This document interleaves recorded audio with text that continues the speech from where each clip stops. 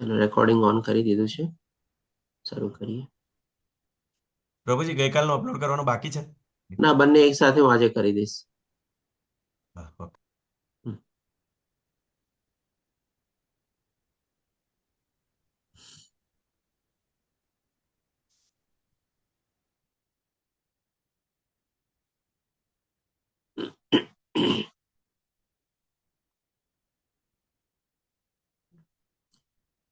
મંગલાચરણથી શરૂઆત કરીએ. ઓમ નમો ભગવતે વાસુદેવાય. ઓમ નમો ભગવતે વાસુદેવાય. ઓમ નમો ભગવતે વાસુદેવાય. ઓમ જ્ઞાનતિમિરાન્ધસ્ય જ્ઞાનંજન શલાકયા ચક્ષુરુન્મિલિतं येन તસ્मै શ્રી ગુરુવે નમઃ. શ્રી ચૈતન્યમનોભીષ્ટં સ્થાપિतं येन भूतले स्वयं रूपं कदा मह्यं ददाति स्वपदान्तिकं. वन्देऽहं श्रीगुरु श्रीयुतपदकमलं श्रीगुरून् वैष्णवानं च श्रीरूपं साग्रजातं सगण रघुनाथन्वितं तं सजीवं साद्वैतं सावधूतं परिजनसहितं श्रीकृष्णचैतन्यदेवं श्रीराधाकृष्णपादान् सगण ललिता श्रीविशाखान्विताश्च. हे कृष्ण करुणा सिंधु दीनबंधु जगतपते गोपेश गोपिका कांत राधा कांत नमस्तुते. तप्त कांचन गौरांगी श्री राधे वृंदावनेश्वरी वृषभानुसुते देवी प्रणमामि हरिप्रिये. वाञ्छाकल्पतरुभ्यश्च कृपा सिन्धुभ्येव च पतितानां पावनेभ्यो वैष्णवेभ्यो नमो नमः. नमो विष्णुपादाय कृष्णपृष्ठाय भूतले श्रीमते भक्तिवेदान्त स्वामिनिति नामिने. नमस्ते सरस्वती देवे गौरवाणी प्रचारिणे निर्विशेष शून्यवादी पाश्चात्य देशतारिणे. जय श्री कृष्ण चैतन्य प्रभु नित्यानंद श्री अद्वैत गदाधर श्रीवासादि गौर भक्त वृंदा. हरे कृष्ण कृष्ण कृष्ण हरे हरे, हरे राम राम राम हरे हरे. श्रील प्रभुपाद की जय. श्री राधा गोविंद प्रणाम. हरे कृष्ण सर्वे ने. हरे कृष्ण प्रभु जी. हरे कृष्ण. कौन से प्रभु जी? हरे कृष्ण दीप्ति माता जी. हरे कृष्ण दीना माता जी. हरे कृष्ण गौरंग प्रभु जी. हरे कृष्ण उषा माता जी. तो आज આપણે લેશું ચોથો અધ્યાય. ગઈકાલે આપણે ત્રીજો અધ્યાય કર્મયોગ કમ્પ્લીટ કર્યો. ચોથો અધ્યાય આજે આપણે છે જ્ઞાન યોગ. આ અધ્યાય અર્જુનના કોઈ પ્રશ્ન દ્વારા શરૂ નથી થતો, પણ ભગવાન જ્ઞાન આપે પોતાના વિશે જ્ઞાન આપે છે આ અધ્યાયમાં. એટલા માટે આ અધ્યાયનું નામ આપણે જ્ઞાન યોગ રાખવામાં આવેલું છે. અને ભગવાન સાથે સાથે આપણને એ પણ બતાવે છે કે આધ્યાત્મિક જ્ઞાન આપણે કેવી રીતે પ્રાપ્ત કરવું જોઈએ, ક્યાંથી પ્રાપ્ત કરવું જોઈએ, અને આ આધ્યાત્મિક જ્ઞાન આપણે પ્રાપ્ત કરીએ તો આપણને શું ફાયદા થાય છે એ પણ આ અધ્યાયમાં ભગવાન આપણને બતાવે છે. તો હવે આગળ વધતા જોઈએ તો પહેલા શ્લોકમાં ભગવાન પોતે કહે છે કે પૂર્ણ પુરુષોત્તમ પરમેશ્વર ભગવાન શ્રી કૃષ્ણે કહ્યું, મેં આ અવિનાશી યોગના વિજ્ઞાનનો ઉપદેશ સૂર્યદેવ વિવાસવનને આપ્યો. આ એટલે શું? આ એટલે કે આ ભગવદ્ ગીતાનું જ્ઞાન. અને ભગવદ્ ગીતાના જ્ઞાનને અવિનાશી જ્ઞાન શું કામે કહેવામાં આવે છે? કારણ કે આ ભગવાને કીધેલું પોતાના મુખેથી નીકળેલું જ્ઞાન છે, અને આ જ્ઞાનનો ક્યારેય નાશ થતો નથી. આપણે કહી શકીએ કે વેદો પણ છે ભગવાનના મુખ્યમાંથી નીકળેલા છે. આપણે ભગવાનના શ્વાસોશ્વાસમાંથી આપણે વેદોનો આપણે અસ્તિત્વમાં આવેલું છે. અને ઇવન ભગવાને પણ પોતે અવતાર લીધેલા છે વેદોના રક્ષણ માટે. એટલે કે આપણું આજે આધ્યાત્મિક જ્ઞાન છે, જે વેદો કયો, આપણે ઉપનિષદો કયો, પુરાણો, રામાયણ, મહાભારત, ભગવદ્ ગીતા, આ બધું જે આધ્યાત્મિક જ્ઞાન છે ભગવાને દીધેલું આપણને જ્ઞાન છે. અને એટલા માટે એનો ક્યારેય નાશ થતો નથી. એટલા માટે એને ભગવાન એને અવિનાશી કહે છે કે ક્યારે જેનો કોઈનો નાશ ન થાય એ જ્ઞાન જે છે ભગવાન આપણને અહીંયા કહેવા જઈ રહ્યા છે. તો આ અવિનાશી યોગના વિજ્ઞાનનો, વિજ્ઞાન એટલે શું કામે?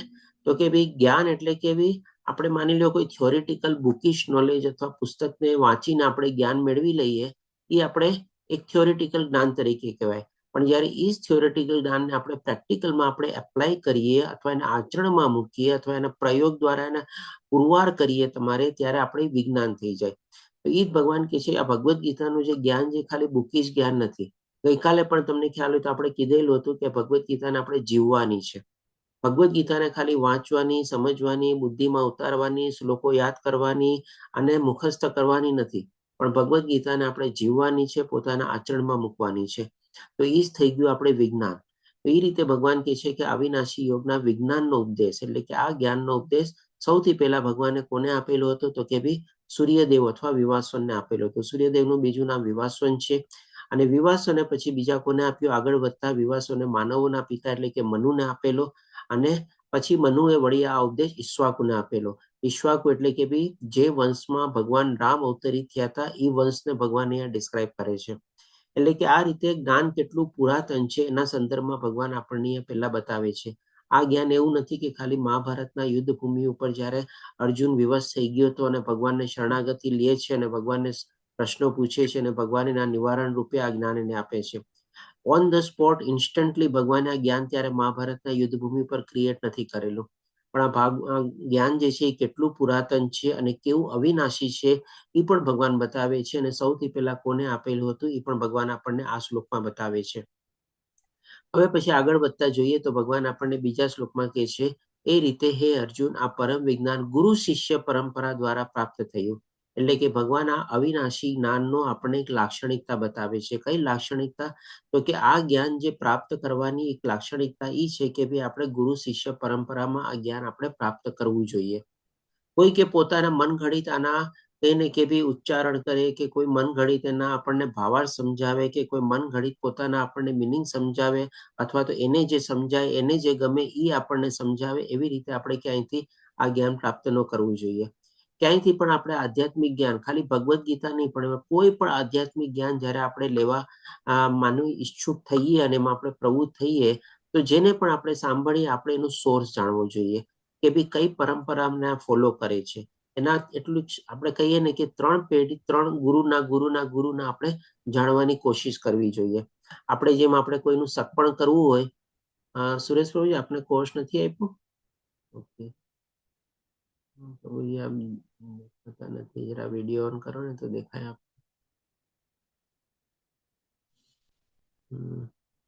પ્રભુજી હા, ઓકે.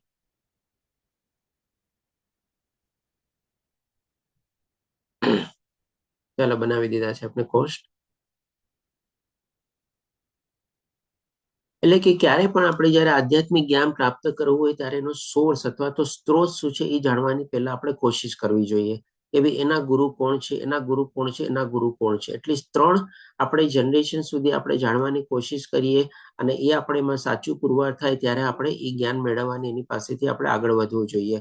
આના સંદર્ભમાં એક દાખલા તરીકે આપણે લઈ જોઈએ કે જ્યારે આપણા ઘરમાં કોઈનું આપણે સગપણ કરવું હોય, આજકાલ એટલું જોવાય છે કે નથી જોવાતું ખબર નથી, પણ સગપણ કરતી વખતે પણ આપણે શું જોઈએ છે કે ભાઈ એ કયા કુટુંબનું છે, એનું મોસાળ શું છે, એના દાદા કોણ છે, એના પરદાદા કોણ છે, કયા ગામમાં હતા, આ બધું આપણે જોઈએ છીએ કે નહીં. પછી આપણે સગપણ વિશે આપણે આગળ વધવાનું વિચારીએ છીએ, એનું ગોત્ર શું છે, આ બધું ચીજ આપણે જોઈને પછી આગળ વધીએ છીએ. એવી જ રીતે આધ્યાત્મિક જ્ઞાનમાં પણ આપણે કઈ ગુરુ શિષ્ય પરંપરામાં આવેલી છે અને કેટલી પરંપરા છે એ પણ આપણે જોશું. તો કઈ પરંપરામાં આવી રીતે એ આપણને જ્ઞાન પ્રસ્થાપિત કરે છે અથવા તો આપણને આપવાની કોશિશ કરે છે, જાણીને પછી આપણે એમાં પ્રવૃત્ત થવું જોઈએ. કારણ કે આ ભગવાન એક બહુ મહત્વની લાક્ષણિકતા આધ્યાત્મિક જ્ઞાનની આપણને બતાવે છે. એટલે કે આ પરમ વિજ્ઞાન ગુરુ શિષ્ય પરંપરા દ્વારા પ્રાપ્ત થયું અને રાજર્ષિઓ એ જ રીતે જાણ્યું. પહેલાના વખતમાં શું છે, રાજા લોકો છે ને મહર્ષિ અથવા ઋષિ મુનિ જેવા હતા. આપણે ક્ષત્રિયો હતા પણ સાથે સાથે એ લોકોમાં બ્રાહ્મણના પણ ગુણો હતા અથવા તો બ્રાહ્મણ જેવું જ્ઞાન પણ હતું. અને એ જ્ઞાન પ્રાપ્ત કરીને એ લોકો પોતાની પ્રજાનું, એની કહીને કે રાજ્યનું બધાનું વહીવટ અને સાર સંભાળ કરતા. એટલા માટે એ લોકોને રાજર્ષિઓ કહેવાતા અને બહુ સરસ રીતે એ લોકો એનો વહીવટ સંભાળતા. અને પછી ભગવાન કહે છે કે પરંતુ કાળાંતરે આ પરંપરા તૂટી ગઈ અને તેથી આ વિજ્ઞાન યથાર્થ રૂપમાં લુપ્ત થયેલું જણાય છે.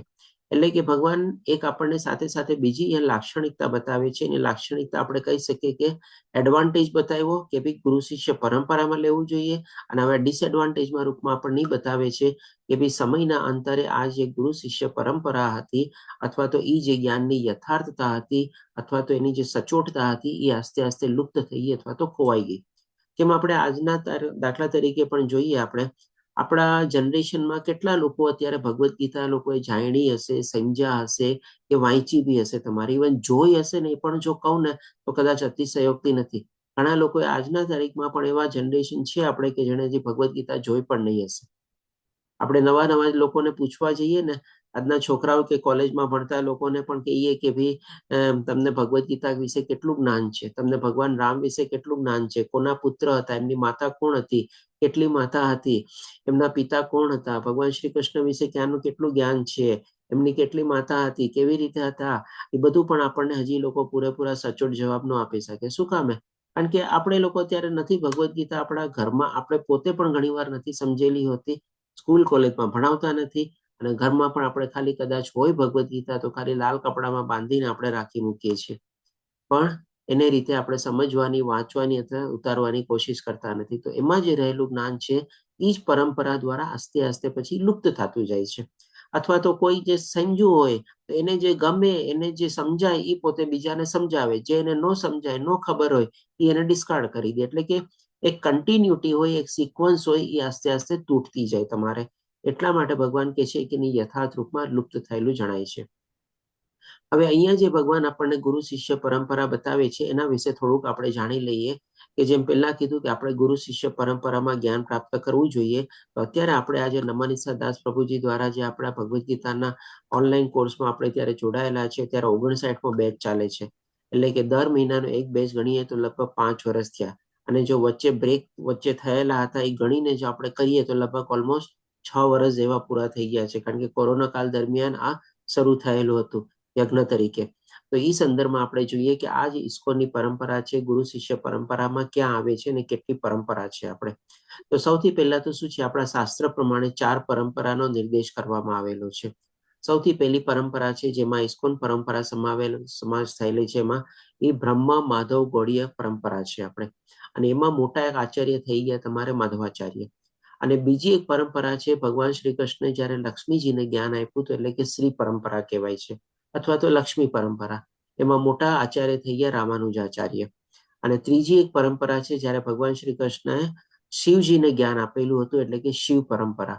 અને શિવ પરંપરામાં મોટા આચાર્ય થઈ ગયા વિષ્ણુ સ્વામી અથવા તો વલ્લભાચાર્ય.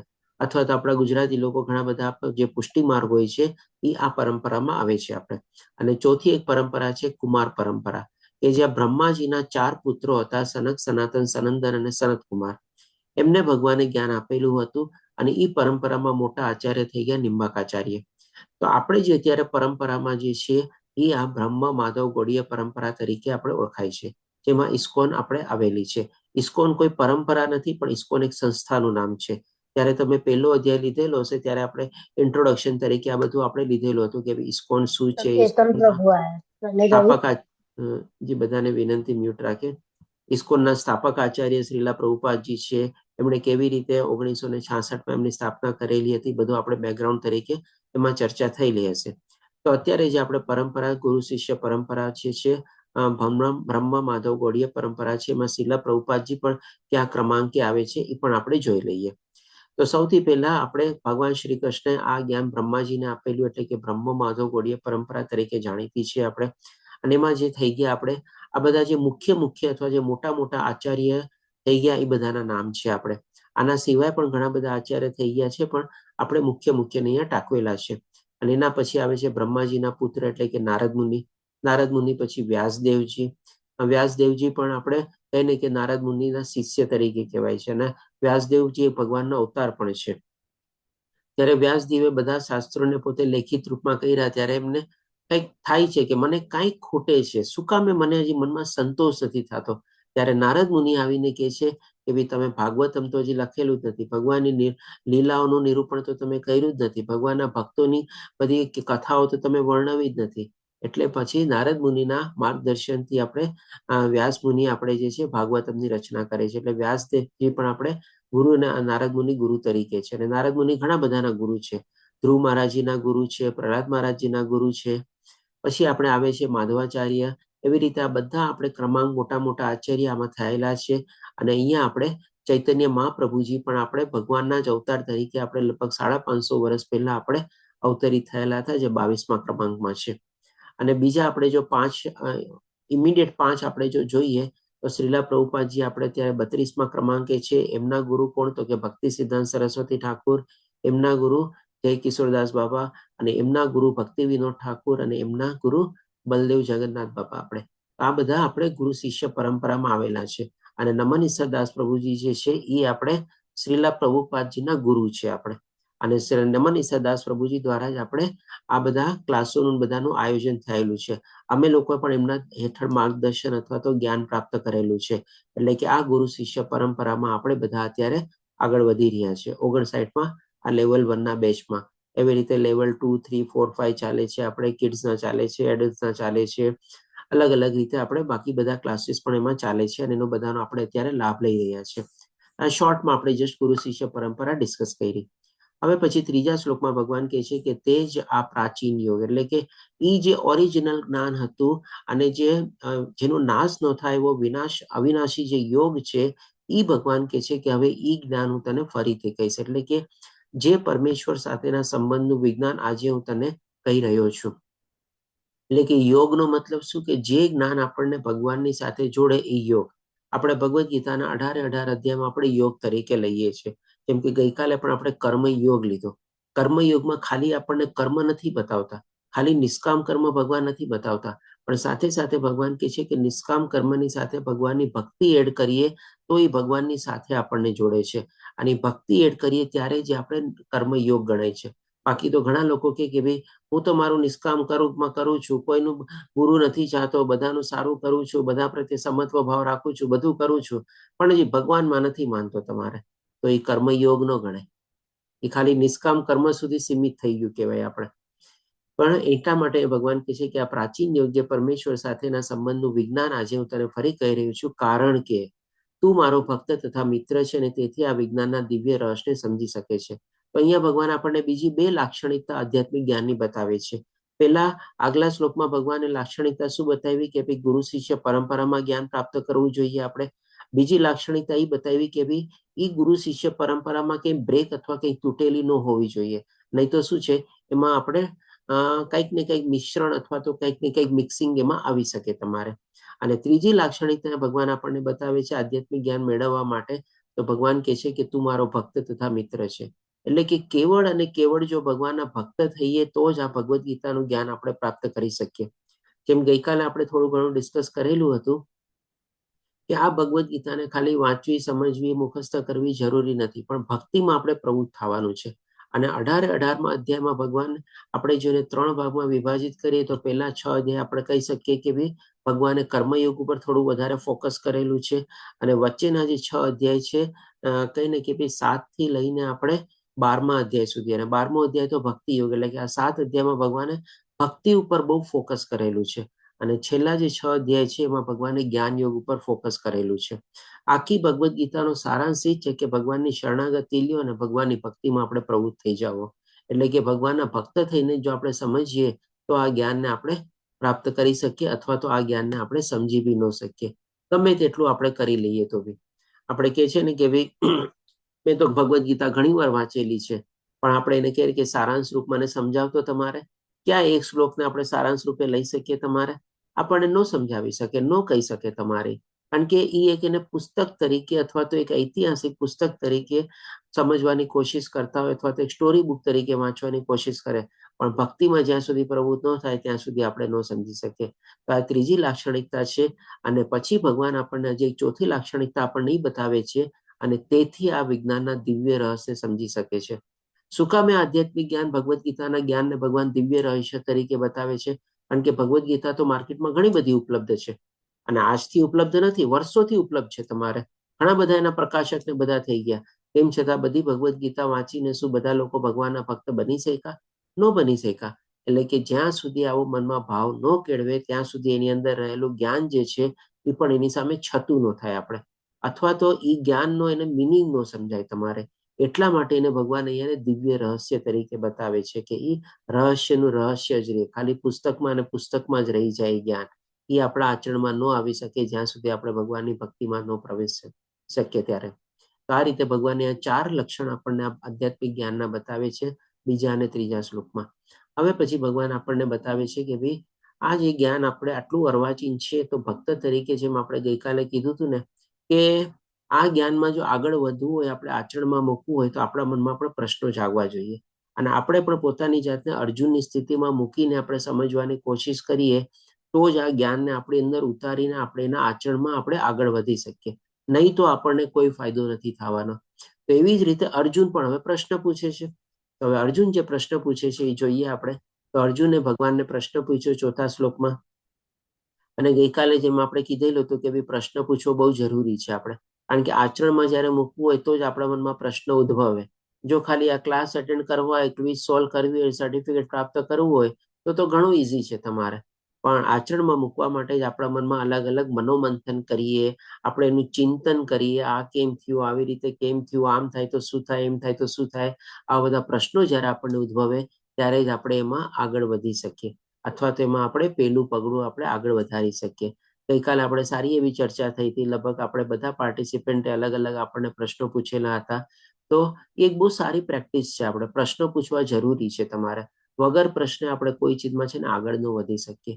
કે છે ને કે ભાઈ તમે પ્રશ્ન પૂછીને છે ને ખાલી એકવાર તમે મૂર્ખ બનશો, પણ જો પ્રશ્ન ન પૂછીને તમે છે ને આખી જિંદગી તમે મૂર્ખના મૂર્ખ જ રહેશો. આપણે કારણ કે એનું નિરાકરણ નહીં થાય તો પછી આપણા મનમાં તો એ ઘૂંટાય જ રાખશે ને આપણને. તો અને માની લો કોઈ ચીજ આપણે જેમ કે પાટીમાં એકડો આપણે લખીએ, આપણે નાનપણમાં ભણતા ત્યારે આવી રીતે શીખતા ને, એકડો આપણને ટીચર લખીને આપે ને પછી આપણે એના ઉપર ઘૂંટતા. હવે ઘૂંટીએ આપણે તો એની થિકનેસ અથવા એની પ્રેક્ટિસ કરીએ તો એ વધારે ને વધારે મોટો જ થાય ને જાડો જ થાય ને તમારે. તો હવે જ્યાં સુધી આપણે એ મનમાં કંઈક મનોમંથન ચાલતું હોય, પ્રશ્નના રૂપમાં એ જો બહાર ન આવે, એનું નિરાકરણ ન આવે તો એ મનોમંથન ઓર ઘૂંટાતું જ રહે આપણી અંદર ને અંદર આપણને, અને એમાં જ આપણે ફસાયેલા રહીએ. એટલે કહે ને કે આખી જિંદગી આપણે મૂર્ખ જ રહીએ તમારે. એના કરતા પ્રશ્ન પૂછીને એકવાર મૂર્ખ કહેવાશું ને આપણે. કોઈ આપણને કે ભાઈ આટલું ઈઝી નથી ખબર, હા ભાઈ નથી ખબર મને, બોલ. પ્રશ્નનું નિરાકરણ તો આપણને મળી ગયું ને તમારે. એટલે પ્રશ્ન પૂછવા બહુ જરૂરી છે. તો અહીંયા પણ અર્જુન પણ આપણા વતી જ પ્રશ્ન પૂછે છે કે આપનો જન્મ એટલે કે ભગવાન શ્રી કૃષ્ણનો જન્મ તો અર્વાચીન કાળમાં એટલે કે મોડર્ન ટાઈમમાં થયેલો છે, અને સૂર્યદેવ વિવાસનનો જન્મ તો પ્રાચીન કાળમાં થયો છે. તો પછી હું કેવી રીતે સમજુ કે પ્રાચીન કાળમાં આપે તેમને આ વિદ્યાનો ઉપદેશ આપ્યો હતો? કેટલો પ્રેક્ટિકલ પ્રશ્ન છે, કારણ કે આગલા શ્લોકમાં ભગવાને શું કીધું અર્જુનને? કે તું મારો ભક્ત છો અને મિત્ર છો. એટલે કે ભગવાન શ્રી કૃષ્ણ અને અર્જુન બંને મિત્ર તો હતા, સાથે સાથે એક જ સમવયના હતા. બંનેની ઉંમર મોરોલેસ સરખી જ હતી. બંને મામા ફઈના ભાઈઓ બી હતા. એટલે અર્જુન ભગવાનને પૂછે છે કે તમે તો મારી સામે અત્યારે ઉભા છો, મારા મિત્ર છો, મારા ભાઈ છો, અને તમારો જન્મ તો અત્યારે જ થયેલો છે. તો પછી તમે ક્યારે વિવાસોને જ્ઞાન દેવા ગયા? તમારે તમે કેવી રીતે પ્રાચીન કાળમાં બધું જ્ઞાન આપ્યું તમારે? એટલે કેટલો પ્રેક્ટિકલ પ્રશ્ન આપણા વતી અર્જુને પૂછ્યો છે ભગવાન શ્રી કૃષ્ણને.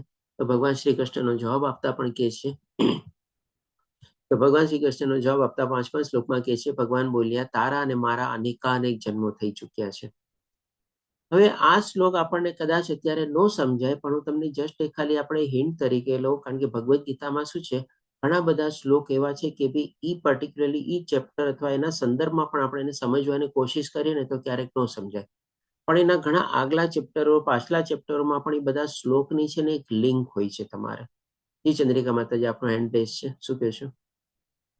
2.12 એની લિંક છે પ્રભુજી. ન તો એ હમ જાતું નાસમ ન તો હા, અમે બરાબર. જો સરસ ચંદ્રિકા માતાજી. તો જેમ બીજો અધ્યાય જે લીધેલો હતો આપણે બધા ગીતાનો સાર, એમાં 12મા શ્લોકમાં ભગવાન કહે છે કે ન ત્વેવાહમ જાતુ નાશમ ન ત્વન્મે જનાદીપા. એટલે કે ભગવાન અર્જુનને કહે છે કે એવું નથી કે આ બધા રાજાઓ અત્યારે છે, એ પહેલા નહોતા અને ભવિષ્યમાં નહીં હોય. તમારે ઈ શ્લોકને અને આ શ્લોકને તમે કનેક્ટ કરો ત્યારે છે ને આપણને, હજી તમે હું કહું છું કે 7મા અધ્યાયમાં પણ એક શ્લોક આવશે જેમાં ભગવાન આપણને કહે છે કે ભાઈ હું બધું જાણું છું, પાસ્ટમાં શું થયેલું છે એ પણ જાણું છું, વર્તમાન જાણું છું અને ભવિષ્ય પણ જાણું છું. જ્યારે 3 શ્લોકને તમે લિંક કરશો ને ત્યારે તમને એકદમ સંપૂર્ણ ક્લિયર થઈ જશે કે ભગવાન ત્રિકાળ જ્ઞાની છે અને ભગવાનને બધું ખબર છે અને બધું ભગવાનની મરજીથી જ થાય છે. ઇવન હજી 11મા અધ્યાયનો જ્યારે શ્લોક હજી કનેક્ટ કરશો ને તમારે, જ્યારે ભગવાન અર્જુનને કહે છે કે આ તો બધી મારી યોજના જ છે, બધા તો પેલા મરાઈ ગયા જ છે, તું તો ખાલી નિમિત્ત માત્ર જ છે તમારે.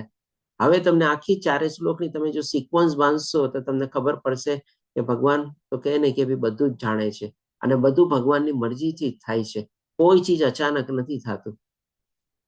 તો આ રીતે ભગવાન અર્જુનને કહે છે કે તારા અને મારા અનેકાનેક જન્મો થઈ ચૂક્યા છે. હવે કેટલા જન્મો થયા છે થોડો ઘણો આપણે સમયનો ગાળો પણ સમજવાની કોશિશ કરશું. અને ભગવાન હજી આગળ કહે છે કે હું તે બધાને યાદ રાખી શકું છું. આ જ ચીજ ભગવાન આપણને 7મા અધ્યાયમાં ફરીથી કહે છે કે મને બધું ખબર છે, હું બધું યાદ રાખી શકું છું, ભૂતકાળ પણ યાદ રાખું છું, વર્તમાન પણ અને ભવિષ્ય પણ. 7મા અધ્યાયમાં ભગવાન આપણને કહે છે. એટલા માટે એ ભગવાન કહે છે હું બધાને યાદ રાખી શકું છું, પરંતુ તું તેને યાદ રાખી શકતો નથી. અને ડેફિનેટલી આપણે યાદ નથી રાખી શકતા. આપણે તો કહે ને કે સવારે ઘણીવાર સવારે શું ખાધું એ આપણને યાદ નથી રહેતું. અત્યારે સવારે 6 વાગ્યાનો ક્લાસ છે, આમાંથી હું અત્યારે જો બધાને અચાનક પૂછવા જાઉં કે તમે મને કહો તો ગઈકાલે તમે કયું શર્ટ પહેર્યું હતું, કયું પેન્ટ પહેર્યું હતું, કયું સાડી પહેરી હતી અને આખા દેશમાં તમે શું ખાધું હતું, તમે વર્ણવો તમારા આખા દિવસનું શેડ્યુલ, તમારે ગઈકાલનું. ભાગ્યે જ કોઈક એકદમ સંપૂર્ણ રીતે જવાબ આપી શકશે. તમારે આપણને ગઈકાલનું યાદ નથી રહેતું તો પછી ક્યાંથી બધું યાદ રહે. હવે જોઈએ કે ભાઈ ભગવાનના કેટલા જન્મો થઈ ગયા છે અને કેવી રીતે ભગવાન દરેકે દરેક જન્મ છે. હાલાકે ભગવાન પોતે અજન્મા છે, પેલા ભગવાન જ આપણને ક્લિયર કરે છે. તો અહીંયા સંદર્ભમાં આપણે જોઈએ, સમયગાળો સમજવાની થોડી કોશિશ કરી લઈએ આપણે કે ભગવાનના કેટલા જન્મો અથવા તો કેટલા અવતાર થઈ ગયા છે. સૌથી પહેલા આપણે આવે છે જેમ કે કળિયુગ. કળિયુગ આપણે જાણીએ છીએ 4,32,000 વર્ષનું છે. પછી એનાથી ડબલ એટલે કે દ્વાપર યુગ, અને એનાથી ટ્રિપલ એટલે કે 12,96,000 ત્રેતાયુગ, અને એ 4,32,000 ને ચારે ગુણી એટલે કે સતયુગ આપણે 17,28,000 વર્ષનું. હવે આ ચારેય યુગનો આપણે જયારે સરવાળો કરીએ ત્યારે એક દિવ્ય યુગ બને છે, એટલે કે મહાયુગ કહેવાય આપણે, અથવા દિવ્ય યુગ. અને આવા 71 દિવ્ય યુગ ભેગા થાય ત્યારે એક મનુનું જીવન હોય છે. અને આવા કેટલા મનુ એટલે કે 14 મનુ જે છે એ ભેગા થાય ત્યારે કલ્પ એટલે કે બ્રહ્માજીનો ખાલી દિવસનો ભાગ બને છે, એટલે કે અડધો ભાગ, આખો દિવસ નહીં, પૂર્ણ દિવસ નહીં. એટલે કે એવા 14 મન્વંતર અને 15 સંધ્યા જ્યારે ભેગી થાય ત્યારે બ્રહ્માજીનો એક આખો દિવસ બને છે, એટલે કે જેને આપણે કલ્પ તરીકે જાણીએ છીએ. અને એને પાછા 360 ગુણીએ એટલે કે બ્રહ્માજીનું 1 વર્ષ, અને એને પાછા આપણે 100 ગુણીએ એટલે કે બ્રહ્માજીનું 36,000 કલ્પ, એટલે કે લગભગ એની ગણતરી જો આપણે કરવા જઈએ સમયગાળાના હિસાબે તો 311.04 ટ્રિલિયન યર જેવું જે છે ભગવાનનું બ્રહ્માજીનું આયુષ્ય છે. તમારે ભગવાનનું નહીં, સોરી, બ્રહ્માજીનું આયુષ્ય છે આપણે. એટલે કે આ એક બ્રહ્માજીના આયુષ્યમાં આવા 14 મનુઓ થાય છે. અને 14 મનુ છે આવા 71 દિવ્ય યુગ જોવે છે. એટલે કે એવા 71 વાર આપણે કહીએ ને કે સતયુગ, કલયુગ, ત્રેતાયુગ, દ્વાપર યુગ બધા પસાર થઈ જાય આપણે એક મનુના જીવનમાં. અને એવા આપણે કહી શકીએ કે બ્રહ્માજીનું જે આયુષ્ય જે છે આટલું આપણે કહી શકીએ કે બ્રહ્માજીનું કમ્પ્લીટ જે આયુષ્ય થાય છે એમાં કેટલા યુગ, કેટલા મન્વંતર બધા વયા જશે. તમે કાઉન્ટ કરો છો કે 71 મન્વંતર એટલે કે 71 મનુ, અને એમાં 71 દિવ્ય યુગ, અને એને પાછળ તમે બધા ગુણો તમારે, અને આવા પાછા 14 મનુ તમારે, એટલે કે કેટલા યુગો પસાર થઈ ગયા. અને દરેકે દરેક યુગમાં ભગવાન અવતરિત થાય છે. ભગવાન શ્રી કૃષ્ણ અને ભગવાન રામ એકવાર નથી આવેલા, દરેકે દરેક યુગમાં ભગવાન આવેલા છે. તો આ રીતે આપણે જો સમયગાળો આપણે જોઈએ એના સંદર્ભમાં એક શોર્ટમાં ખાલી આપણે લઈ લઈએ. આના પછી આપણે થોડુંક ઓર ડિટેલમાં ડિસ્કશન આપણે લેવલ 2માં આપણે કરીએ છીએ કે કેવી રીતે આપણે લગભગ 20 લાખ વર્ષોની ગણતરી થાય છે, જે 20 લાખ વર્ષ પહેલા ભગવદ્ ગીતા જે ભગવાને કીધું ને ઈક્ષ્વાકુને આપેલી હતી. એટલે કે ઈક્ષ્વાકુ જે આપણે જે વંશમાં ભગવાન શ્રી રામ થયેલા હતા એ સમયગાળો કેલ્ક્યુલેટ કરીને આપણે જાણીએ છીએ કે 20 લાખ વર્ષ પહેલા આ પૃથ્વી ઉપર ભગવદ્ ગીતાનું જ્ઞાન આવેલું હતું.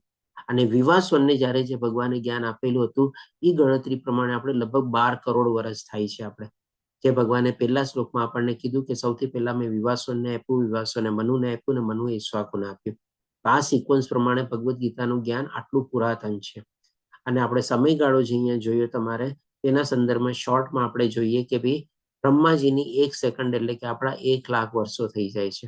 અને બ્રહ્માજીનો ખાલી 1 દિવસ એટલે કે આપણા 8 અબજ 64 કરોડ વર્ષો, યર્સ.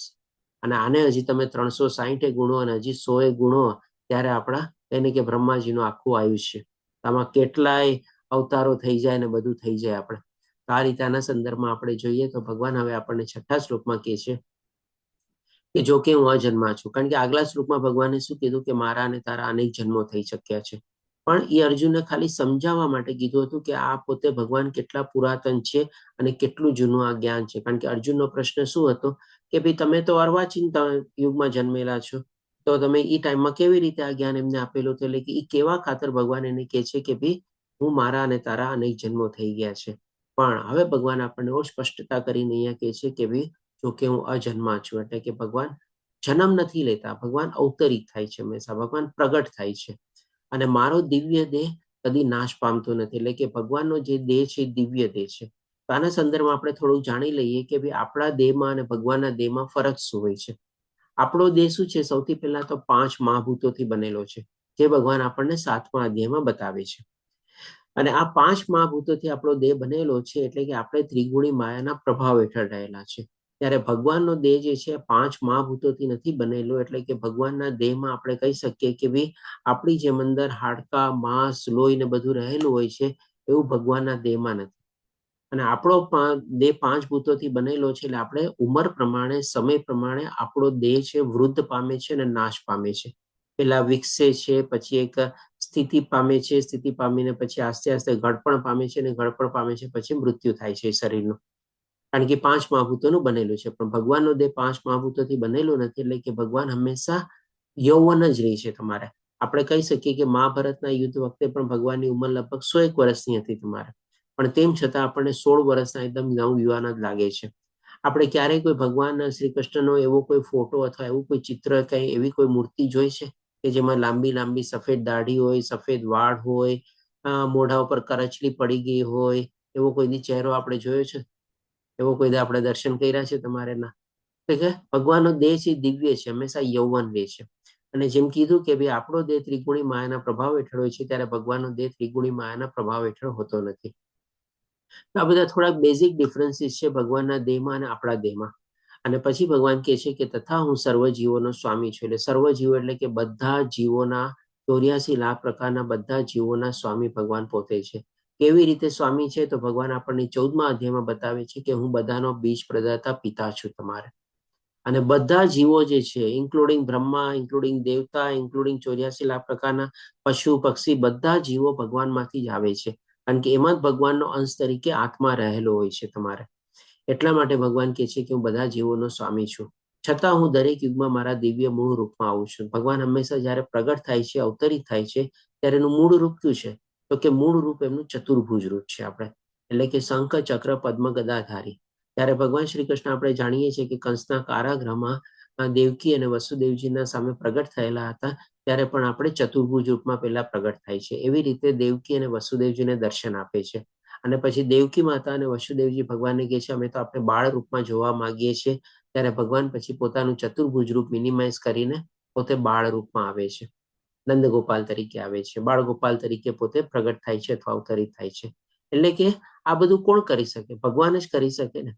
અને ભગવાન એટલા જ માટે કહે છે કે હું અજન્મા છું. ભગવાન ચાહે એ પ્રમાણે પોતાનું રૂપ ધારણ કરી શકે. ભગવાનને ન તો કાળનું કોઈ બંધન છે, ન તો કોઈ કર્મનું બંધન છે, અથવા તો કોઈ ભૌતિક દેહનું બંધન છે, અથવા તો ભૌતિક પ્રકૃતિનું બંધન છે. કોઈ પ્રકારના બંધન નથી. જેમ ગઈકાલે આપણે જાણ્યું હતું કે આપણા 3 બંધનથી આપણે હંમેશા ઘેરાયેલા હોઈએ છીએ: કાળ, કર્મ અને ત્રિગુણી માયા. આ 3 બંધનમાંથી આપણે ક્યારેય છૂટી શકતા નથી. તો ભગવાનને આનું કોઈ બંધન નથી. ભગવાન ચાહે ત્યારે આપણે અલગ અલગ રીતે પોતે દેહ લઈને પ્રગટ થઈ શકે છે. તો ભગવાન અત્યાર સુધી કયા રીતો આપણે દશાવતાર તરીકે જે જાણીએ છીએ, તો સૌથી પહેલા ભગવાન મત્સ્ય અવતાર તરીકે આવેલા હતા. અને આ મત્સ્ય અવતારમાં ભગવાને વેદોના રક્ષણ માટે આ મત્સ્ય અવતાર ધારણ કરેલો હતો. પછી આવે છે ભગવાનનો કુર્મા અવતાર અથવા તો કચ્છપ અવતાર, એટલે કે કાચબા રૂપી અવતાર ભગવાન. આ બધા શરીર ભગવાન ધારણ કરે છે. અને પછી આવે છે વરાહનો અવતાર અથવા તો ડુક્કરનો અવતાર. અને આમાં પણ ભગવાને આપણે પૃથ્વીનો ઉદ્ધાર કરેલો હતો. હિરણ્યક્ષ અને હિરણ્યકશિપુ બંને જે અસુર હતા, એમાં હિરણ્યક્ષ પૃથ્વીને જળમાં ડૂબોળી દીધી હતી. અને એનો ઉદ્ધાર કરવા ભગવાન આપણે વરાહ અવતાર તરીકે આવે છે અને હિરણ્યક્ષનો વધ કરે છે આપણે. અને પછી નરસિંહ અવતાર તરીકે આવે છે, ત્યારે એના જ ભાઈ હિરણ્યકશિપુનો વધ કરે છે આપણે. અને એના પ્રહલાદ મહારાજના સંદર્ભમાં આપણે બહુ સરસ રીતે અવતારને આપણે જાણીએ છીએ. પછી આવે છે વામન અવતાર, કે જેમાં બલિ મહારાજ જે છે ભગવાન પોતાનું સર્વસ્વ ભગવાનને અર્પણ કરી દે છે. પછી આવે છે પરશુરામ અવતાર, જેણે 21 વખત ક્ષત્રિય વિહોણી આ દુનિયાને કરી નાખી હતી. કારણ કે ક્ષત્રિય લોકોને બહુ અહંકાર આવી ગયો હતો. અને પછી આવે છે રામ અવતાર, એને સરસ રીતે આપણે જાણીએ છીએ, રામ ભગવાન, સીતાજી મૈયા બધાનો આપણે.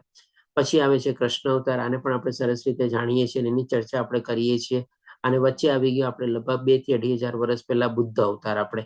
એ પણ એક પર્ટિક્યુલરલી મિશનથી આવેલા હતા કે ભાઈ આપણે જે બધા વેદોમાં જો ખોટી રીતે અર્થઘટન કરતા હતા, એ લોકોનો વિરોધ કરવા માટે પ્રગટ થયેલા હતા. અને હવે જે અવતાર આવવાનો છે કલ્કી અવતાર આપણે, કે જે કળિયુગનો આપણે અંત સમયે આવશે.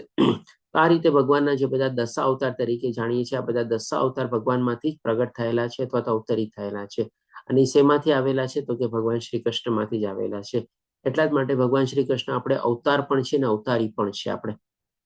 હવે પછી આગળ વધતા જોઈએ તો ભગવાન આપણને કહે છે કે હે ભરતવંશી, જ્યારે અને જ્યાં અને જ્યારે, એટલે કે ભગવાન હવે પોતાનું ઓબ્જેક્ટિવ અથવા તો મિશન બતાવે છે, પર્પઝ બતાવે છે કે હું ક્યારે આવું છું, એટલે કે સમયગાળો બતાવે છે. કે જ્યાં અને જ્યારે ધર્મનું પતન થાય છે અને અધર્મનું ભારે વર્ચસ્વ જામે છે તે વખતે હું સ્વયં અવતરું છું. એટલે કે ભગવાન પોતે પોતાની ઈચ્છા પ્રમાણે અવતરિત થાય છે અને પ્રગટ થાય છે. અને સમયગાળો અહીંયા ભગવાન બતાવે છે કે જ્યારે જ્યારે ધર્મનું પતન થાય છે અથવા તો અધર્મનું વર્ચસ્વ બહુ વધી જાય છે.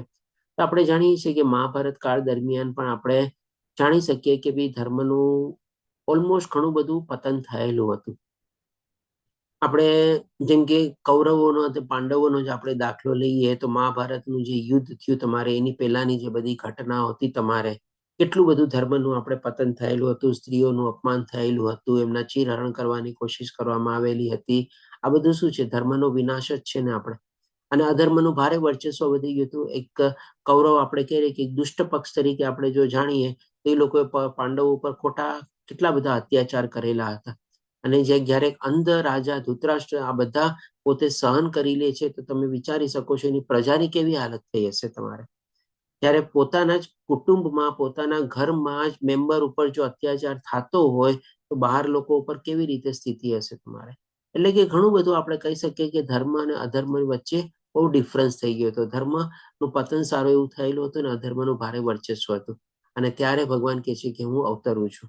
હવે ભગવાન આપણને સમયગાળો બતાવ્યો. હવે સાથે સાથે ભગવાન આપણને પોતાનો પર્પઝ અથવા તો ઓબ્જેક્ટિવ પણ આ 8મા શ્લોકમાં બતાવે છે. પરિત્રાણાય સાધુનામ વિનાશાય ચ દુષ્કૃતામ ધર્મ સંસ્થાપના થાય ધર્મ સંભવાની યુગે યુગે. આમાં ભગવાન આપણને 3 કારણ બતાવે છે પોતાને પ્રગટ થવાના અથવા તો અવતરિત થવાના. તો ભગવાન પહેલા કહે છે કે ભક્તોનો ઉદ્ધાર કરવા, બીજું કારણ કહે છે દુષ્ટોનો વિનાશ કરવા, અને ત્રીજું કારણ ભગવાન કહે છે કે ધર્મના સિદ્ધાંતોની પુનઃસ્થાપના કરવા માટે હું સ્વયં દરેક યુગમાં પ્રગટ થાઉં છું.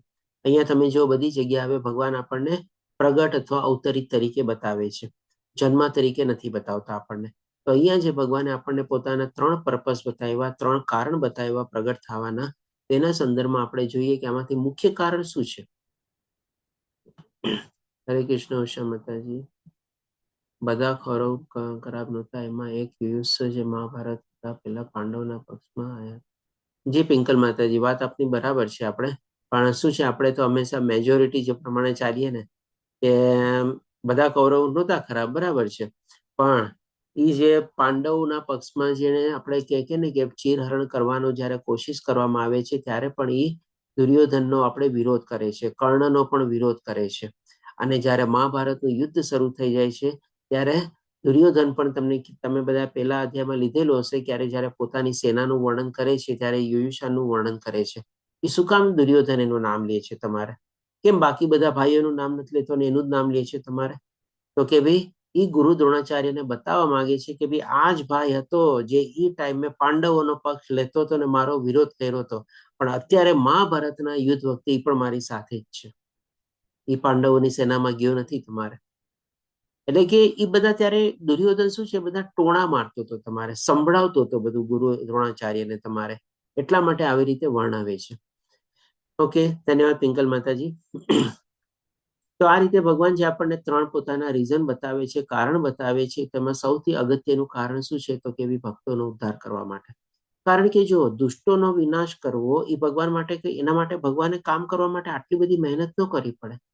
આજે આપણે જાણીએ છીએ કે ભાઈ કંસ કેટલા ઉપદ્રવી હતા, એમના મામા જ હતા તમારે. બધા ગ્રહોને એના ઘરમાં એને બંધ કરીને રાખ્યા હતા.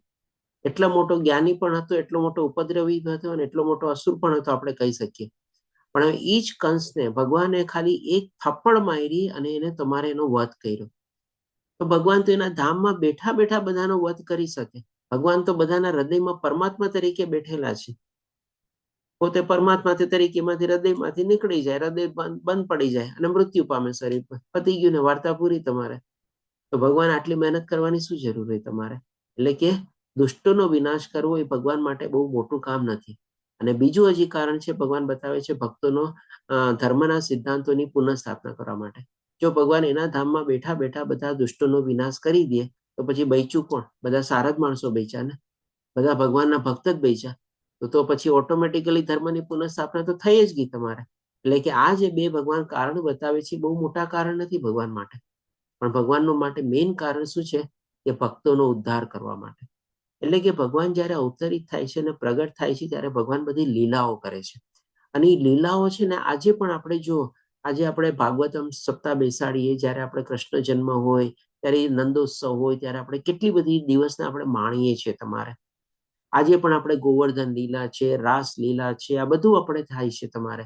એ બધી લીલાઓને આજે પણ આપણે યાદ કરીએ છીએ ને આજે પણ આપણે માણીએ છીએ ને. તો આ બધી ભગવાન અહીંયા આવીને લીલાઓ કરે છે, જેથી કરીને લીલાઓ દ્વારા ભગવાનના જે ભક્તો છે એને યાદ કરીને એને સ્મરણ કરીને ભગવાનના ચિંતનમાં પોતે પરોવાય તમારે. આ ભગવાનનો મેઇન ઉદ્દેશ છે. અને આવી જ રીતે જેટલું ભગવાનનું ચિંતન અને સ્મરણ કરીએ, જેટલી ભગવાનની ભક્તિમાં આપણે એને યાદ કરીને એમાં પ્રવૃત્ત થઈએ, આપણો જ ઉદ્ધાર થાય છે ને. તો ભગવાનનો આ જ ઉદ્દેશ છે. ભગવાનને આપણે વગર ભગવાન પોતે અહીંયા અવતરિત ન થાય તો આપણે કેટલું ચિંતન કરી શકીએ, ભગવાનની બધું કેટલું આપણે લીલાને બધાનું સ્મરણ કરી શકીએ. આપણા માટે પોસિબલ નથી ને. પણ ભગવાન અલગ અલગ યુગમાં પ્રગટ થાય છે, અલગ અલગ લીલાઓ કરે છે. અને ભગવાન વિશે જે જ્ઞાન છે, ભગવાનની જે લીલાઓ છે, ભગવાનના ભક્તોની જે સ્ટોરી છે, એ બધું અગણિત છે. આપણે કહીએ ઘણું વાસ્ટ છે. આપણે આ બધું આપણા શાસ્ત્રમાં રહેલું છે. આપણી પાસે સમય પણ નથી એટલો. પણ જે મુખ્ય હોય છે એ બધું આજની તારીખમાં પણ આપણે એને યાદ કરીને સ્મરણ કરીને આપણું કલ્યાણ કરીએ છીએ ને. તો આ જ ભગવાનનો હેતુ છે, આપણે એના ભક્તોનો ઉદ્ધાર કરવા માટે. બાકી જે બે પર્પઝ ભગવાન બતાવે છે તો ઓટોમેટિકલી સાથે સાથે થઈ જાય. કોઈ મોટા વ્યક્તિ ક્યાંક જાતા હોય તો શું નાના નાના કામ કરવાના હોય ને, કે ચાલો એ પણ પતાવી દો તમારે. તો ભગવાને આવીને જે ઘણા બધા દુષ્ટો અસુરોનો જે વિનાશ કર્યો તમારે, એમાં પણ ભગવાનની બધી લીલાઓ છે. ભગવાન બાળ સ્વરૂપમાં જેમ કે ગોવર્ધન લીલા કરે છે, કંસને મારે છે, પ્રલંબાસુર, અગાસુર, બકાસુર, આ બધા કેને કેવલા યમલા અને અર્જુન એનો પણ આપણે વધ કરીને આપણે એનો ઉદ્ધાર કરે છે. આ બધી ભગવાને લીલાઓ કરી છે ને આપણે. તો આ બધાને પણ આપણે યાદ કરીને એને માણીએ છીએ આપણે. એટલે કે એની પાછળ પણ ભગવાનનો કંઈક ને કંઈક ઉદ્દેશ રહેલો હોય છે. આ જે ભગવાન આપણને 3 કારણ બતાવે છે, એમાં મુખ્ય કારણ જે છે, ભક્તોનો ઉદ્ધાર કરવા માટે ભગવાન અવતરિત અથવા તો પ્રગટ થાય છે. એને કે હવે આપણા જ કલ્યાણ માટે, આપણા ફાયદા માટે. એમાં પણ કોઈ ભગવાનનો ફાયદો નથી. પછી આ 9મા શ્લોકમાં ભગવાન આપણને બતાવે છે કે આ જે ભગવાને આપણને બતાવ્યું, ભગવાનની પ્રાગટ્ય અથવા તો અવતરિત થવાની પ્રક્રિયા, એના માટે ભગવાન કહે છે, હે અર્જુન, જે મનુષ્ય મારા પ્રાગટ્ય તથા કર્મોની દિવ્ય પ્રકૃતિને જાણે છે, આ શરીરને તજ્યા પછી તે ભૌતિક જગતમાં ફરીથી જન્મ લેતો નથી, પરંતુ મારા સનાતન ધામને પામે છે. તો હવે અહીંયા ભગવાન આપણને એક રિઝલ્ટ બતાવે છે, અથવા તો પરિણામ બતાવે છે, અથવા તો શું ફાયદો છે એ આપણને ભગવાન બતાવે છે.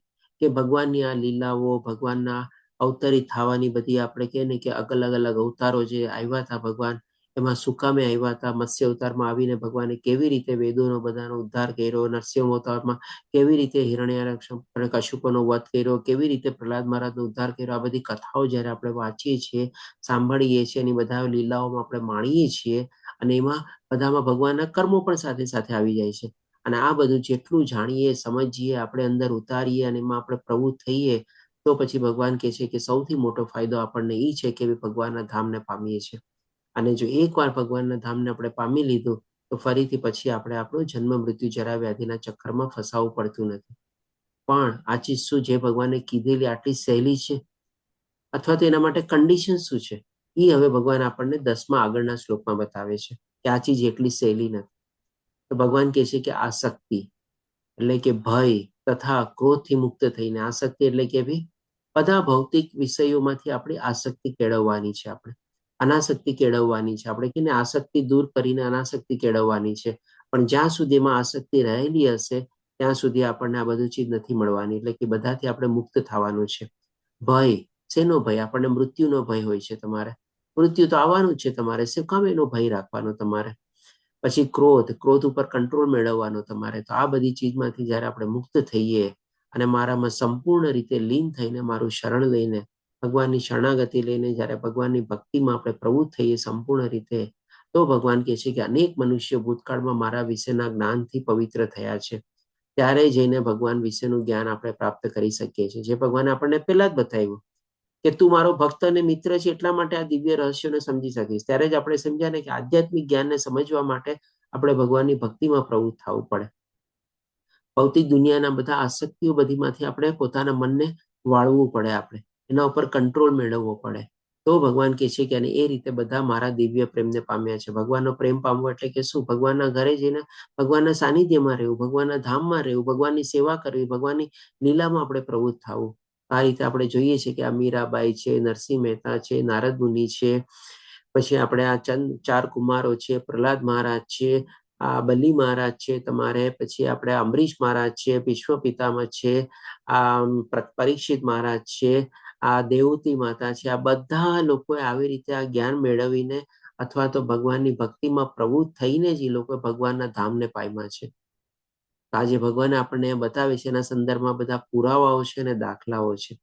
આ ચીજ પોસિબલ છે, નથી પોસિબલ નથી એવું નથી. આપણે જે ભગવાન અહીંયા આપણને કહે છે, પણ કેટલી હદે થાય છે અને કેવી રીતે થાય છે એ પણ પછી ભગવાન આપણને બતાવે છે આગલા શ્લોકમાં. તો ભગવાન પછી હવે આગલા શ્લોકમાં 11મા શ્લોકમાં આપણને કહે છે કે જેઓ જેવી રીતે મારો આશરો લે છે. સંપૂર્ણ રીતે તો ભગવાનનો આશરો લેતા નથી, સંપૂર્ણ રીતે ભગવાનની ભક્તિમાં તલ્લીન થતા નથી, સંપૂર્ણ રીતે આસક્તિ અનાસક્તિ કેળવી નથી, હજી સંપૂર્ણ રીતે પોતાના ક્રોધ ઉપર કાબુ મેળવ્યો નથી. તો જેટલી હદે અને જેવા જેવા રૂપે અથવા તો જેવા જેવા સ્વાર્થથી, આમાં બધી ચીજ આવી ગઈ તમારે. જે અહીંયા ભગવાન કહે છે ને કે જે લોકો જેવા જેવા ભાવથી, જેવા જેવા આશયથી અથવા તો જેટલા જેટલા હદે મારા શરણે આવે છે તેમને તે રીતે જ હું ફળ આપું છું.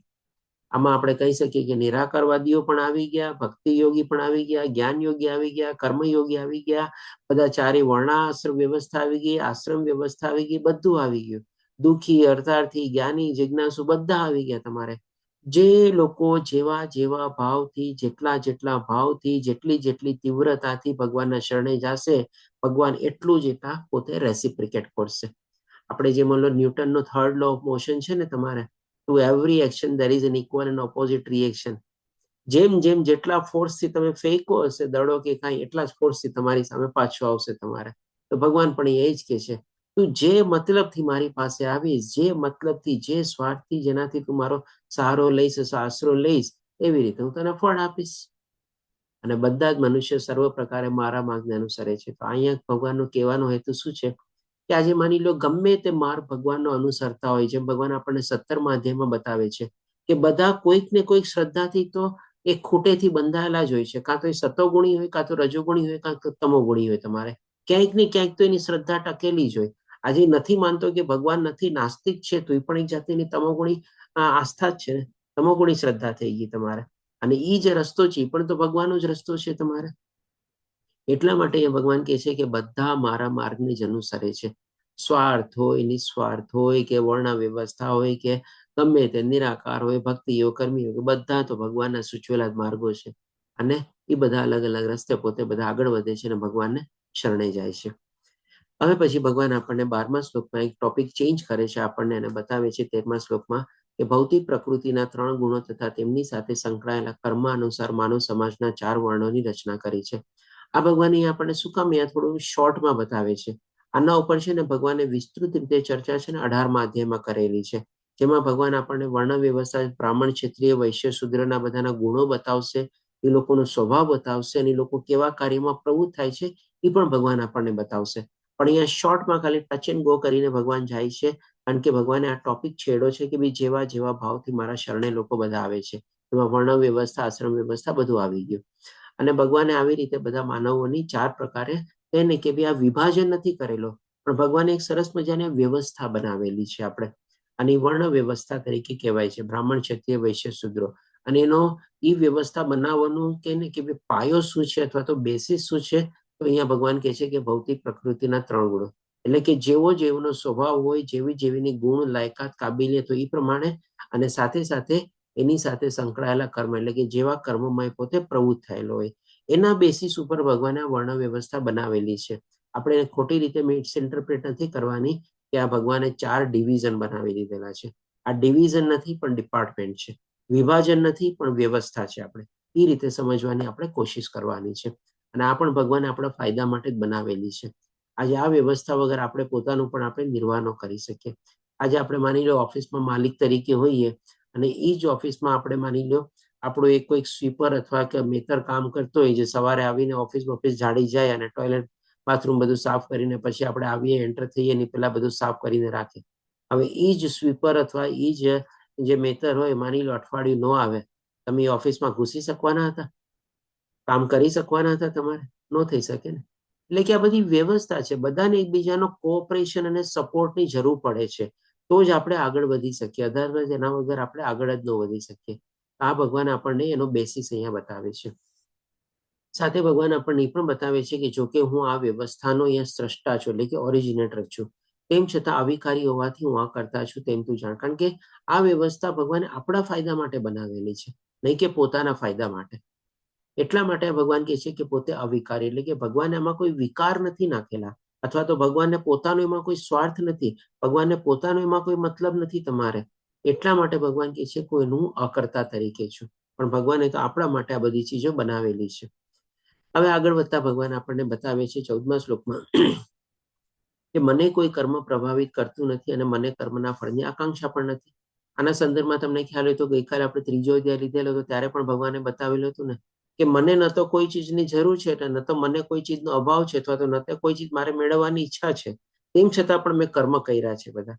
તો એ ભગવાને આપણને એક્સટેન્શન નો એ શ્લોક અને આ શ્લોકને પણ તમે કનેક્ટ કરો તો તમને સરસ રીતે સમજાઈ જાય આપણે. એટલા માટે ભગવાન કહે છે કે જે મનુષ્ય મારા વિશેના સત્યને જાણે છે તે પણ કર્મના ફળો દ્વારા બદ્ધ થતો નથી. એટલે કે ખાલી આ જાણવું પર્યાપ્ત નથી. ભગવાન જે રીતે નિષ્કામ ભાવે કર્મ કરે છે, આપણે પણ એવી જ રીતે જો નિષ્કામ ભાવે કર્મ કરીએ અને ફળમાં આસક્તિ ન રાખીએ તો આપણે જે ભગવાને 3જા અધ્યાયમાં બતાવ્યું આપણને બધું વિષ્ણુ પ્રીત્યર્થે આપણે યજ્ઞ તરીકે કર્મ કરીએ તો એ કર્મ આપણને બંધન કરતા થતા નથી. એટલે કીધું ને કે ભાઈ આ બધું આપણે આચરણમાં મૂકવાનું છે. હું તો હવે નિષ્કામ કરવાનું છે, મારે કોઈનાથી કાંઈ મતલબ નથી, હું મારું કામ કરી રાખીશ ચૂપચાપ, બસ ટાઈમથી આવીશ ટાઈમથી જાય છે, મારું કામ કરીને વહી જઈશ. તમારે આ નિષ્કામ કર્મ નથી. આપણે કે ભાઈ એમાં ફળમાં આસક્તિ રાખ્યા વગર આપણે જયારે નિષ્કામ કર્મ કરીએ ત્યારે આપણે એનાથી બંધન કરતા નથી થતા. હજી ભગવાન આપણને આગળ વધતા 15મા શ્લોકમાં કહે છે કે આમ જાણીને પૂર્વના મુમુક્ષ કર્મ કર્યા હતા અને તેથી તે મોક્ષ પામ્યા હતા. આવી જ રીતે નિષ્કામ ભાવે કર્મ કરીને સાથે ભગવાનની ભક્તિમાં, ભગવાનના જ્ઞાનમાં, ભગવાનની લીલાઓમાં, ભગવાનના ચિંતનમાં, ભગવાનના સ્મરણમાં અનાસક્તિ કેળવીને, ભય ન રાખીને, ક્રોધ ઉપર કાબુ મેળવીને જયારે આપણે પ્રવૃત્ત થશું ત્યારે જઈને આપણને મોક્ષ મળશે અથવા તો ભગવાનનું ધામ પ્રાપ્ત થશે. માટે ભગવાન કહે છે પ્રાચીન કાળના પૂર્વજોની જેમ તું પણ દિવ્ય ભાવનામાં રહી તારો સ્વધર્મ બજાવ. અહીંયા પણ ભગવાન આપણને બે ચીજ કમ્બાઈન કરીને બતાવે છે કે ભાઈ દિવ્ય ભાવનામાં રહીને, એટલે કે ભાઈ આ આધ્યાત્મિક જ્ઞાન મેળવીને સાથે સાથે તારો સ્વધર્મ બજાવ, એટલે કે ભાઈ કર્મ નથી છોડવાનું, કર્મ તો આજીવન કરવાનું છે. અને સ્વધર્મના સંદર્ભમાં આપણે ગઈકાલે પણ જાણ્યા હતા કે આપણા નિયત કર્મ છે, બધા આપણા સ્વભાવ ગુણ પ્રમાણે આપણું જે કર્મ નિર્ધારિત કરેલું હોય એ થઈ ગયો આપણો સ્વધર્મ. આપણે એ તો બજાવવાનો ને બજાવવાનો થતો કરવાનું ને કરવાનું છે. સાથે આપણે એમાં દિવ્ય આધ્યાત્મિક જ્ઞાનને એડ કરવાનું છે. આપણે એટલે કે સોનામાં જેમ સુગંધ ભળે એના જેવું કામ આપણે કરવાનું છે, તો આપણે ભગવાનના ધામને આપણે પ્રાપ્ત કરી શકીએ. હવે પછી ભગવાન આપણને 17મા શ્લોકમાં બતાવે છે કે ભાઈ આ કર્મની આટી ઘૂંટીને સમજવી ઘણી મુશ્કેલ છે. કારણ કે આ ચીજ છે ને, કર્મ આપણે કીધું ને કે ભાઈ 3 ચીજથી હંમેશા બંધાયેલા છે, કાળ, કર્મ અને માયા. અને આ 3 ચીજને આપણે જોઈ બી નથી શકતા. આજે કાળને સમયને આપણે જોઈ શકીએ છીએ. તમારે એવી કોઈ ફિઝિકલ એનું એક્ઝિસ્ટન્સ છે? તમારે સમય ચાલે છે, સમય પસાર થાય છે, સમય આવે છે, સમય બદલાય છે, બધું આપણે ખાલી જાણીએ છીએ. તમારે એનું અનુભૂતિ કરી શકીએ છીએ, પણ એનું આપણે ફિઝિકલ એક્ઝિસ્ટન્સ તરીકે ક્યાંય જોઈ નથી શકતા. એવી રીતે કર્મ પણ છે. આપણા બધા પૂર્વજન્મના ક્યાં કર્મ કર્યા હશે આપણને યાદ નથી. ભગવાને જ આ જ અધ્યાયમાં આપણને કીધું ને કે મારા એવા તો અનેક જન્મો થઈ ચુક્યા છે, હું બધાને યાદ રાખું છું, પણ તું કોઈને યાદ નથી રાખી શકતો.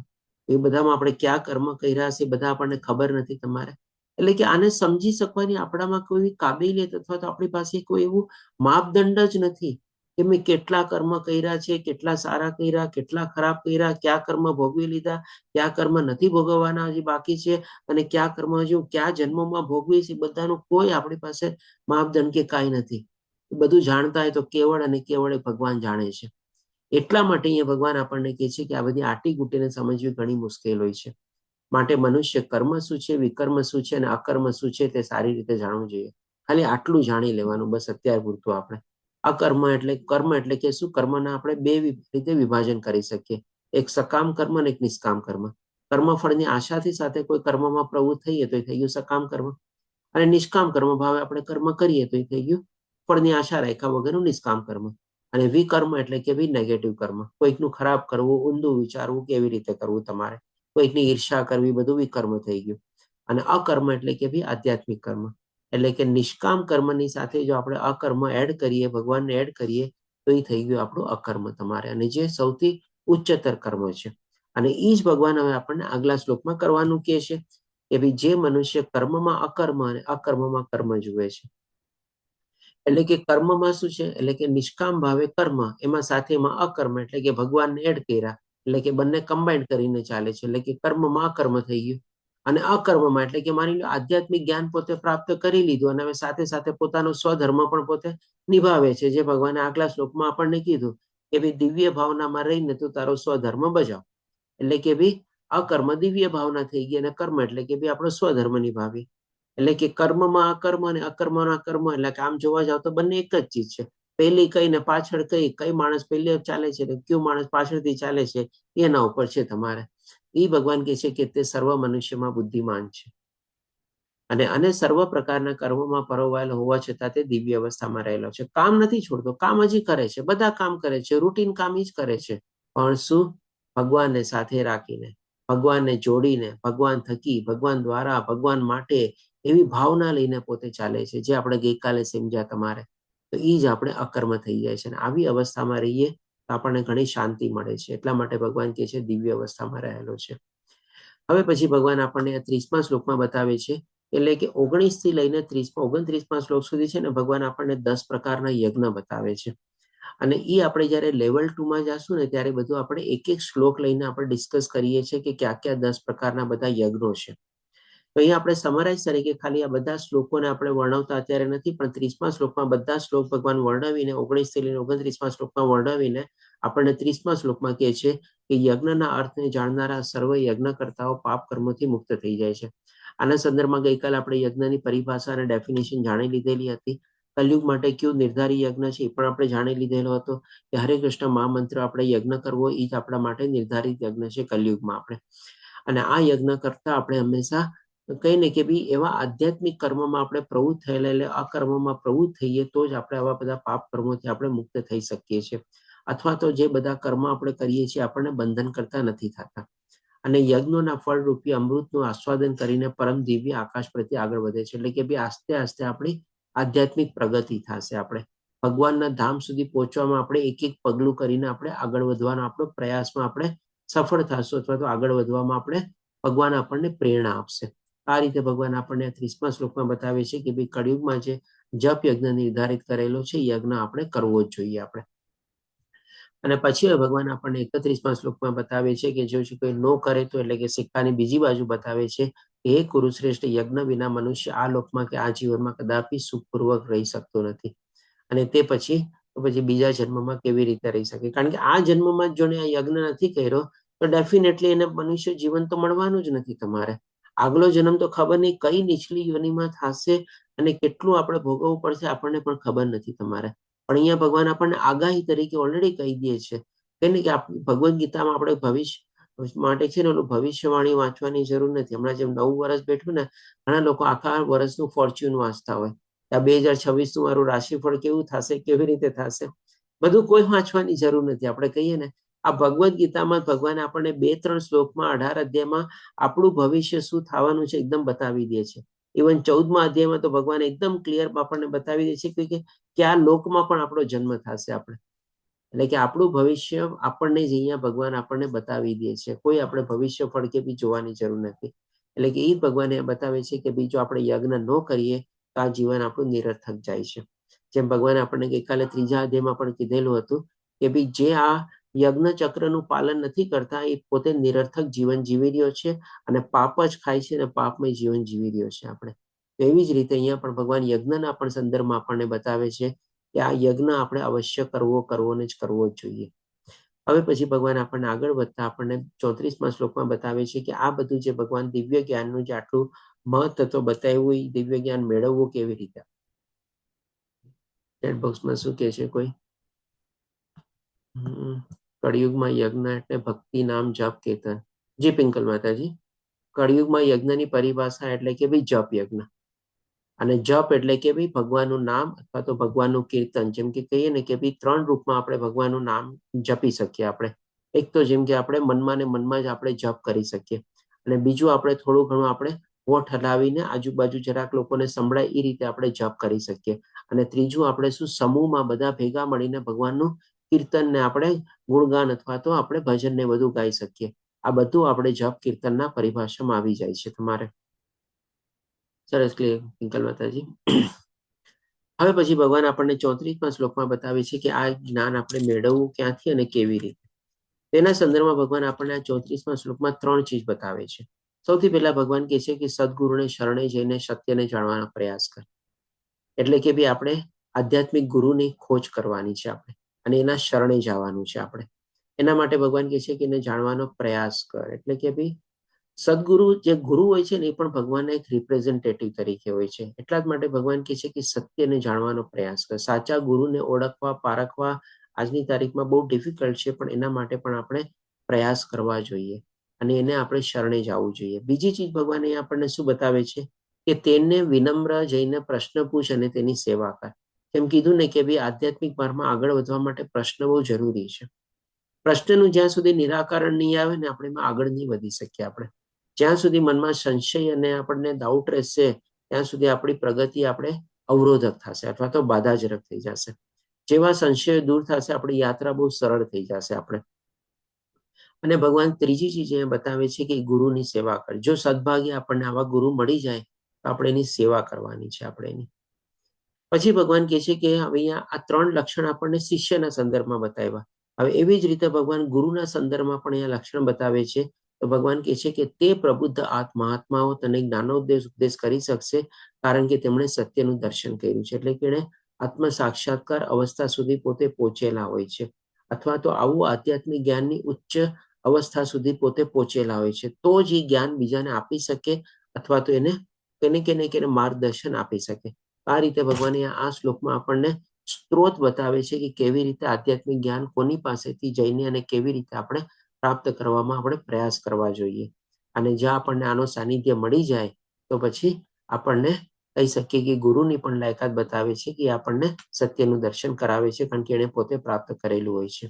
આના સંદર્ભમાં આપણા ઇસ્કોનમાં પણ આપણે દીક્ષાની એક વ્યવસ્થા છે. તમારે જે લોકોને એમાં આગળ વધવું હોય છે, લેવલ 1 છે એટલે બહુ ડિટેલમાં ડિસ્કસ નહીં કરું તમારે, પણ ડેફિનેટલી જસ્ટ એક ખાલી હિન્ટ આપી દઉં છું તમને.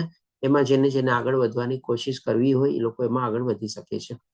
પછી ભગવાન આપણને 40મા શ્લોકમાં કહે છે કે જે લોકો આધ્યાત્મિક જ્ઞાનમાં વિશ્વાસ નથી ધરાવતા. ટાઈમ થઈ ગયો છે પણ બસ ખાલી 2 મિનિટ લઈશ એક્સ્ટ્રા આપની. 2 શ્લોક જ બાકી છે આપણે.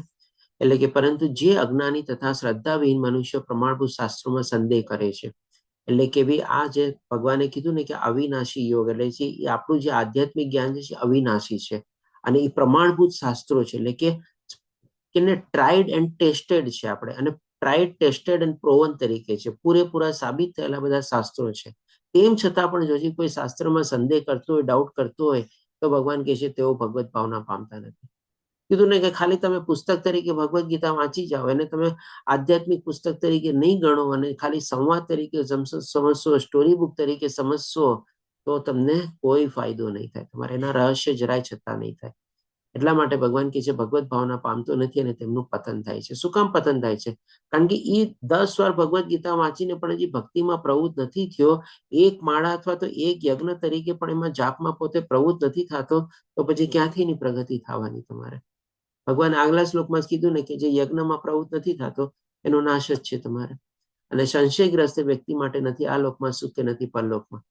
એટલે કે ભાઈ શાસ્ત્રોમાં પણ જે લોકો જે ડાઉટ કરતા હોય એના માટે પણ જે ભગવાને યજ્ઞ માટે બતાવ્યું કે નથી આ જન્મમાં કે આવતા જન્મમાં એનો કોઈ ઉદ્ધાર નથી થતો, એવી રીતે શાસ્ત્રોમાં પણ જે લોકો ડાઉટ કરે છે એમાં પણ એને આ લોકમાં કે નથી પરલોકમાં કે એને સુખ પ્રાપ્ત થતું. અને હવે છેલ્લા 42મા શ્લોકમાં ભગવાન આપણને બતાવે છે કે માટે અજ્ઞાનવશ તારા હૃદયમાં જે સંદેહ ઉત્પન્ન થયા છે તેમને જ્ઞાન રૂપી શસ્ત્ર વડે કાપીને હે ભારત યોગારૂઢ થઈને ઉઠ અને યુદ્ધ કર. અહીંયા પણ ભગવાન ફરીથી એને 2 ચીજ યાદ દેવડાવે છે. યોગારૂઢ થઈને ઉઠ એટલે કે ભાઈ આવું આધ્યાત્મિક જ્ઞાન પ્રાપ્ત કરીને ઉભો થા ભાઈ, અને યુદ્ધ કર. અત્યારે યુદ્ધ એટલે કર એટલે કે ભાઈ તારો સ્વધર્મ નિભાવ.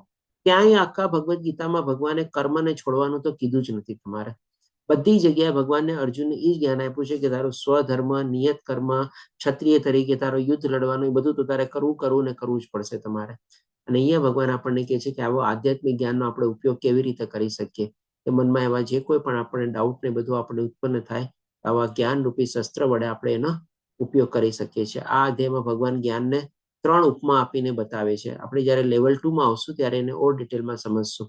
પહેલું ભગવાન બતાવે છે કે ભાઈ આ જ્ઞાનને તમારે નૌકા તરીકે ઉપયોગ તમે કરી શકો છો. એટલે કે આ શરીર જે છે એને આપણે એક નૌકા તરીકે ઉપયોગ કરવાનો છે, અને આ શરીર દ્વારા જ આપણે ભગવાનની પ્રાપ્ત કરી શકીએ, પશુ જીવનમાં ન કરી શકીએ. અને બીજું ભગવાન આપણને જ્ઞાનને અગ્નિ સાથે બતાવે છે, અગ્નિની ઉપમા આપીને બતાવે છે. એ અગ્નિની ઉપમા આપીને ભગવાન શું કહેવા માંગે છે કે ભાઈ આપણે આપણી અંદર એવી સંયમની અગ્નિ પ્રગટાવવી પડશે કે ભાઈ બધા ભૌતિક દુનિયાથી આપણે અનાસક્તિ કેળવવી પડશે, અને ત્યારે જ્યારે આપણે ભગવાનને પ્રાપ્ત કરવામાં આગળ વધશું. અને ત્રીજું ભગવાન આ જ્ઞાનને આપણને કહે છે કે શસ્ત્ર તરીકે. હવે જ્યારે આપણે આમાં આગળ વધતા હોઈએ એમ આપણને શું છે, ઘણા બધા અવરોધ આવવાના છે, ઘણા બધા વાંધા વચકા આવવાના છે. ગઈકાલે પણ આપણે થોડું ઘણું ડિસ્કસ કર્યું હતું કે ભાઈ આપણા ઘરમાંથી જ પહેલા આપણને વાંધા આવવાના છે. તો આ બધાનો આપણે કેવી રીતે અટકાવવા?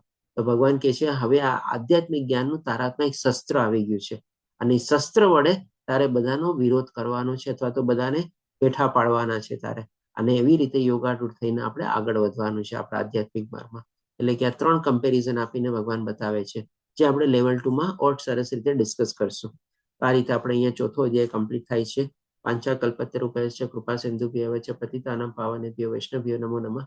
હરે કૃષ્ણ કૃષ્ણ કૃષ્ણ હરે હરે, હરે રામ રામ હરે રામ હરે. હરે રામ રામ રામ શ્રીલા પ્રભુપાદ કી જય. શ્રી રાધા ગોવિંદ પ્રણામ. હરે કૃષ્ણ સર્વેને. કોઈને કોઈ પ્રશ્ન હોય તો લઈ શકીએ છીએ આપણે.